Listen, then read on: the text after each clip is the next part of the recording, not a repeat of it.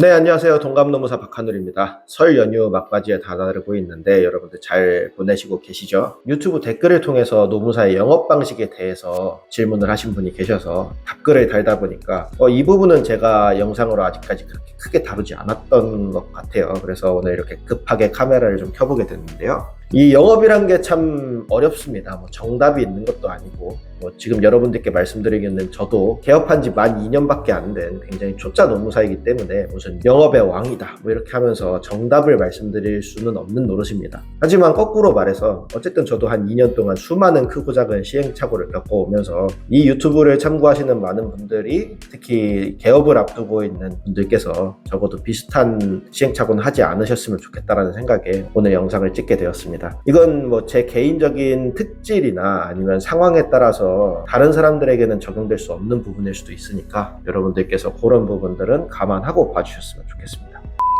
첫 번째로 저는 대전제로 너 자신을 알라 라는 말씀을 드리고 싶습니다. 영업이라는 행위가 무엇인지를 본질적으로 생각해 볼 필요가 있습니다. 영업은 결국은 뭔가를 남에게 팔기 위한 설득 커뮤니케이션의 과정이라고 저는 정의를 할 수 있을 것 같습니다. 파는 거는 크게 보면은 유형의 재화와 무형의 용역으로 나뉩니다. 이제 재화라고 하면은 우리가 쉽게 말하면 물건이죠. 그냥 일반 상품, 굿즈라고 하는데 이런 걸 파는 사람들은 당연히 자기가 무슨 상품을 팔고 있는지 굉장히 딸딸딸 잘 외우고 있습니다. 상품은 눈에 보이고 없는 기능을 실제로 있다라고 말하는 거는 결국은 사기잖아요. 그거는. 노무사를 포함한 지식 서비스를 판매하는 무형의 용역을 판매하는 사람들의 입장에서는 이 서비스가 눈에 보이지 않고 스스로도 확신을 하지 못하다 보니까 이런 부분들이 굉장히 많이 간과되는 모습이 보입니다. 서비스를 파는 사람들의 대부분은 굉장히 추상적으로 얘기를 할 수밖에 없어요. 당연한 얘기지만. 하지만 모르면서 추상적으로 하는 것과 알면서 추상적으로 하는 건 전혀 다르겠죠. 노무사가 워낙 개업을 하기가 쉽다 보니까 일단은 개업을 하고 여러 가지를 해보면서 내가 실제로 할 수 있는 것들을 찾아가겠다라고 접근하시는 분들이 많고 저라고 안 그렇다고 말씀드릴 수는 없겠습니다만 기본적으로 내가 어떤 사람이고 어떤 능력을 가지고 있고 강점이 무엇이며 그걸 통해서 고객들에게 어떤 서비스를 제공할 수 있는지 이런 것들은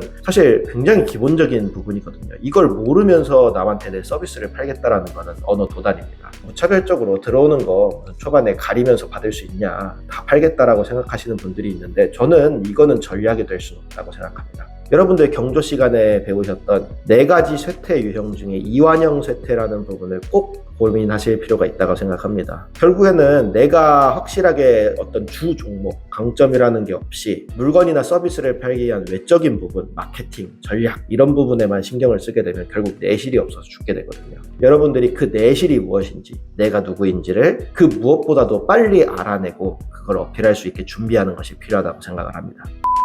두 번째로는 여러분들 돈 되는 영업만 할 수는 없다라는 말씀을 드리고 싶습니다. 개업 초기에는 스스로를 증명하는 것은 굉장히 어렵습니다. 특히 노무사처럼 법인 오래 다닌 사람들이 많지 않은 경우라고 하면은 더더욱이나 어떤 내가 할 수 있는 일들을 객관적으로 증명할 수 있는 방법들이 많이 떨어져요. 기다리고만 있을 수는 없으니 결국은 본격적으로 영업을 하게 되는데 이제 그 영업의 과정에서 많은 분들이 부가가치가 큰 것들보다는 작은 것들 위주로 당장의 돈이 될 수 있는 것들에 집중하시는 경향이 있는데 이것도 잘못됐다라고 말씀드리는 건 아닙니다. 하지만 분배를 할 필요가 있다. 장기적인 투자를 할 필요도 있다라는 말씀을 드리고 싶은 겁니다. 저도 돈 되는 일 위주로 합니다. 근데 꼭 돈 되는 일만 하는 것은 아니라는 말씀을 드리는 거예요. 그 뉴스에 보면은 큰 범죄를 저지르신 분들 옆에 보면은 변호사들 꼭 인터뷰하시는 걸 볼 수 있을 겁니다. 근데 그 변호사들 중에서 저도 이제 기자 출신이니까 많은 사람들을 봐왔지만 열의 5 이상은 절반 이상은 그 변호사분들 돈 안 받고 무료로 변론해주고 있습니다.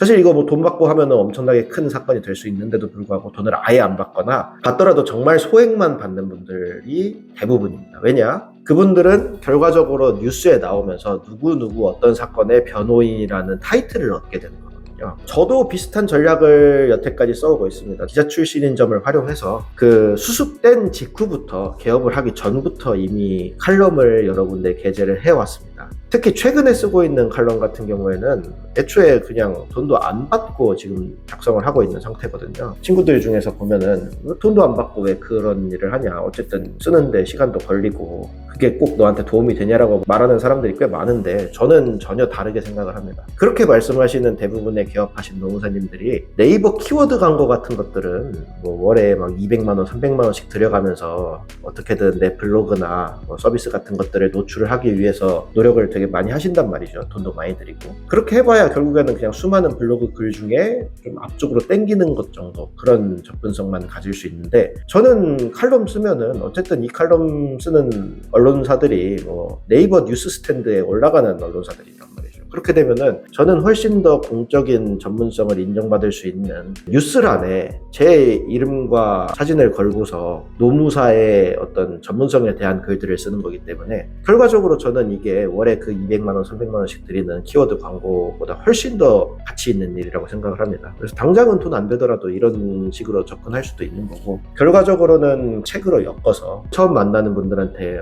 제가 쓴 책인데 한번 좀 읽어봐 주시면 감사하겠습니다 하면서 명함 주는 것보다 책 한 권 드리는 게 노무사로서 어필하는 데도 굉장히 많은 도움이 되기 때문에, 장기적으로 봤을 때는 당장 돈 안 된다고 해서 내 시간을 투자할 가치가 없는 게 아니다, 이렇게 생각하실 필요는 없다라고 말씀을 드리게 됩니다.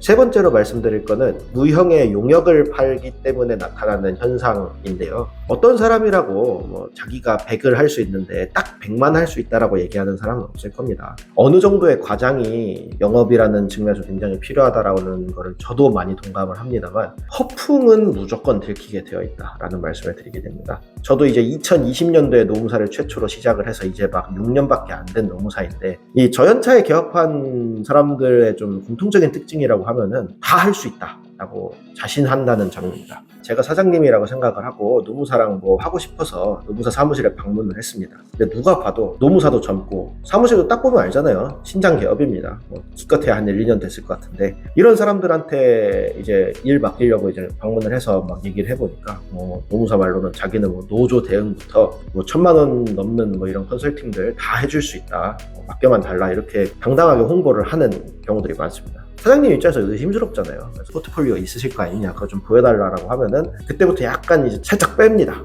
그러면서 내가 뭐 이런 부분들은 서브로만 경험을 해서 잘 하시는 분들을 알기 때문에 컨소시엄이나 이런 것들을 구성해가지고 차질 없이 진행하겠다, 뭐 이런 식으로 말씀을 하시게 됩니다. 근데 그렇게 되면은 회사 입장에서 이런 노무사들을 믿을까요?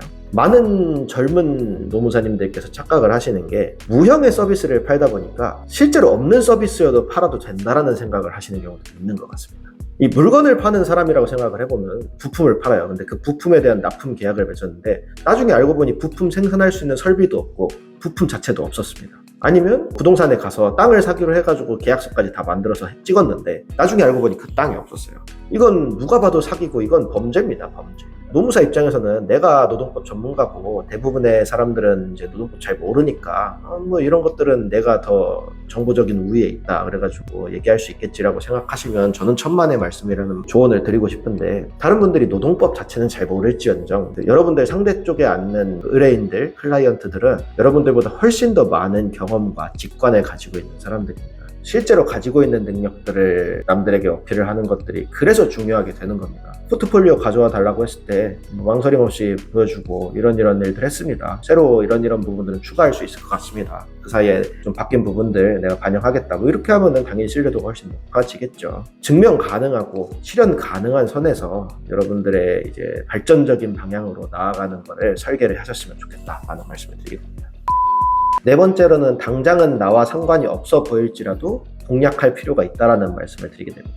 2024년도 기준으로만 따졌을 때 저는 아마 거의 대부분의 노무사들 중에 가장 특이한 일을 하면서 먹고 살았던 노무사일 겁니다. 고용노동부 사업으로 AI 노동법 지식 상담 서비스를 개시를 하면서 저 스스로가 프롬프트 엔지니어링을 배워서 반개발자, 굉장히 허접합니다만은 서비스를 기획하고 실제로 선보이는 그런 역할을 하게 되는데, 저도 이렇게 될 줄은 몰랐습니다. 당연한 얘기입니다. 100% 의도해서 한 일도 아니고요. 전 대신 아무도 안 가본 길이라도 길이 있을 거라는 생각을 확신에 가깝게 하면서 살기 때문에 좀 뜬금없는 기회를 잡을 수 있었을 거다라고 추측을 하고 있습니다. 노무사가 첫 사회생활인 분들의 대부분이 간과하시는 부분 중 하나가 노무사라는 자격증이 주는 안락한 이 인사이드 펜스 안에 이런 생태계가 있다 보니까 그 생태계 안에서만 나의 업무를 찾는 분들이 굉장히 많습니다. 이게 잘못됐다고 말할 수는 없는데 한계는 분명하게 있습니다. 아시다시피 노무사의 생태계라는 것이 그렇게 넓지도 않고요. 첫 번째로는 그 뒤쪽 기수들, 저처럼 최근에 들어온 노무사들일수록 결국에는 그 펜스 안에서 이미 선점을 해놓은 선배 기수들과 싸워서 추려 경쟁을 해야 되는 이런 이슈들이 발생을 하기 때문입니다. 이제 선배들이 당연히 실력적으로는 일반적으로 후배 기수들보다는 더 좋을 테니까 그걸 가져오려면 뭐 단가를 낮추든지 아니면 자기가 그거에 상응하는 어쩌면 더 높은 전문성을 가지든지 하는 그런 여러 가지 방법들이 필요한 건데 다 쉽진 않거든요. 너 자신을 알라라는 대전제에 말씀드린 거에서 한 번 더 파생을 하자면, 저는 제가 생각했던 스스로의 강점이라는 측면은 기자 생활을 하면서 정말 다양한 사람들을 만나고 정말 다양한 유형의 산업들과 어떻게 보면 이제 소위 찍먹을 해본 그런 경험들이 많다라는 점을 꼽았습니다. 당장은 뭐 가치가 없다, 나랑은 연관이 안 될 것 같다라는 부분이라고 해도 그거는 까봐야 아는 거예요. 물론 롤모델이 없기 때문에 누굴 따라할 수도 없는 어려움도 있고, 그럼 100개를 팠을 때 당연히 성공률이라고만 하면은 원래 업종 내의 이런 영역에서 파는 것들보다는 당연히 성공률 자체는 많이 떨어질 겁니다. 하지만 거꾸로 생각하면은 뭐 여러 명은 아니더라도 혼자는 먹고 살 수 있는 그런 니치 마켓은 생각보다 발견하기 쉽다라고 생각을 하거든요. 그리고 또 하나 생각을 하면은 어떤 산업이든 노무사가 이제 서비스의 대상으로 하는 사람을 쓰는 일은 무조건적으로 발생할 수밖에 없게 됩니다. 그래서 이런 틈새 시장을 개척하려는 노력이 베이스를 다지는 데에는 도움이 되지 않을 수 있겠지만, 실링이라고 하죠. 이제 천장을 뚫고 어느 정도 이상으로 성장하기 위해서는 반드시 선결돼야 되는 과제라고 생각을 하고 있습니다. 저도 계속해서 뭐 일반적인 노무사들이 관심도 안 보이는 부분들을 계속 뚫으려고 노력을 하고 있고 좀 괴짜 같은 삶을 살고 있는 사람이긴 한데, 그런 방식으로 어쨌든 최소한의 결과를 얻었기 때문에 꽤 용기를 얻고서 계속 그쪽으로 나아가려는 생각을 하고 있는 상황입니다. 마지막으로 5번째로는 여러분들이 정보 격차라는 측면을 꼭 생각해 주셨으면 좋겠습니다. 저는 이 노무사 영업에서 영업이 꼭 아까 돈 되는 것만은 아니라고 말씀드렸잖아요. 제일 중요한 부분이라고 생각하는 게 내가 남들보다 반 발자국이라도 빨리 나아가고, 그 나아간다는 뜻이 뭐 돈을 더 잘 번다는 뜻이 아니라요, 남들보다 조금이라도 더 모든 소식에 밝아야 된다라는 말씀을 꼭 강조해서 드리고 싶습니다. 특히 노무사의 업역이 노동법이고 사람 쓰는 일은 이쪽은 자본의 논리로만 통용이 되는 것이 아닙니다. 애초에 돈도 많이 안 돼요. 뭐 아무리 인적 자원이나 좋은 말 해도 여전히 인건비는 비용이라고만 생각을 하고 있고, 특히 요즘처럼 이직이 잦고 평생 직장이라는 것도 없는 사회에서는 더더욱이나 사람은 그냥 스쳐 지나가는, 장기적으로 키울 수는 없는 부품에 가까운 역할을 하게 되는 겁니다. 소모품이에요. 결과적으로 저는 이 고용이나 노동이라는 측면은 사회적인 측면에서 정부의 정책에 의해서 결정되는 부분이 굉장히 크다고 생각합니다. 그리고 여러분들도 그 부분은 동의하실 거라고 생각을 합니다. 그렇기 때문에 우리는 거꾸로 생각하면은 노무사라는 업종은 어느 정도 앞날을 예측할 수도 있다라고 생각을 합니다. 왜냐하면 어쨌든 정책이라는 게 뭐 매 정권마다 조금 달라지긴 하지만 기본적으로 나아가는 방향성은 분명히 있어요. 그 방향성이 약간씩은 수정이 될 수 있을지라도 결과적으로 우리는 그 방향성이 어느 쪽으로 흘러가는지를, 국가적인 노동 정책의 플로우가 어떻게 흘러가는지를 꼭 체크를 하셔야 된다라는 말씀을 드리게 됩니다. 저는 2013년도에 최초로 언론사 밥을 먹기 시작하면서 지금 이제 12년이 됐죠. 그때부터 지금까지의 공통적인 루틴이라고 하면은 하루에 1시간 이상은, 적어도 1시간 이상은 뉴스를 보는 편입니다. 특히 노무사가 된 다음에는 그 중에 한 절반 정도는 흔히 말하는 사회면을 봅니다. 사회면에는 노동을 포함해서 각종 사건, 사고, 그다음에 인권적인 부분들까지 좀 포함이 되는데, 이 사회면을 보면은 결과적으로 이 노동과 직간접적으로 연관이 된 수많은 사항들이 어떻게 돌아가고 있고 어떤 변수가 있는지를 계속 팔로우업 할 수 있다는 굉장히 큰 장점이 있습니다. 그렇기 때문에 이게 당장은 돈이 안 되다 보니까 시간 낭비라고 생각을 하시는 분들이 있고, 뉴스 보는 거 참 어떻게 보면 괴로운 일이거든요. 이걸 좋아하는 사람도 있지만 장기적으로만 봤을 때는 이 세태를 쫓아가고 뒤처지지 않는 것만으로도 여러분들이 다른 그렇지 않은 노무사들보다는 한 발짝 앞선 상황에서 출발을 할 수 있다는 관점에서 이런 정보 격차라는 측면을 항상 염두에 두셨으면 좋겠습니다. 한정된 방식으로만 영업을 포함한 노무사 업무를 하시는 거에 대해서 조금 전향적으로 생각해 보실 필요가 있다라는 말씀을 드리고 싶어서 오늘 영상을 찍게 된 겁니다. 노무사 수험생분들이나 이제 개업을 앞두고 있는 노무사님들이 하시는 말씀 중에 하나가 나는 이렇게 막 남들처럼 엄청 외향적이라서 뭐술 먹고 골프 치는 영업 같은 거 잘 못하는데 그럼에도 불구하고 내가 노무사로 살아남을 수 있냐라는 말씀을 굉장히 질의를 많이 하시거든요. 저는 어떻게 보면 저의 상황이 그런 질의에 대한 아주 간접적인 답이 될 수 있지 않을까라는 생각을 합니다. 저도 이제 제가 기자를 그만두게 된 되게 큰 이유 중에 하나가 폭음의 사회에서 제가 술을 그렇게 꽤 잘 먹지 못한다라는 점이 꽤 크게 작용을 한 것도 사실이고요. 엄청 내향적인 사람은 아니지만 그렇다고 막 외향적이라서 막 모르는 불특정 다수의 사람들을 만나가지고 서슴없이 이렇게 스스럼 없이 대할 수 있을 정도로 그런 식으로 뻔뻔한 사람은 또 아닙니다. 그래서 저는 그런 재주 없는 사람들도 이제 영업이라는 게 꼭 대문자 E처럼 활동하는 것만 영업이 아니고 어떤 방식으로든 내 장점을 어필을 하고 내가 할 수 있는 일들을 타인에게 설득을 하는 그런 과정은 충분히 가능하다는 말씀을 드리고 싶어서 포커스를 맞추고 좀 말씀을 드리게 됐습니다. 그래서 영상을 보시는 많은 분들께서 참고가 되셨으면 좋겠다라는 생각을 하면서 오늘 영상은 여기까지로 마무리를 하겠습니다. 감사합니다.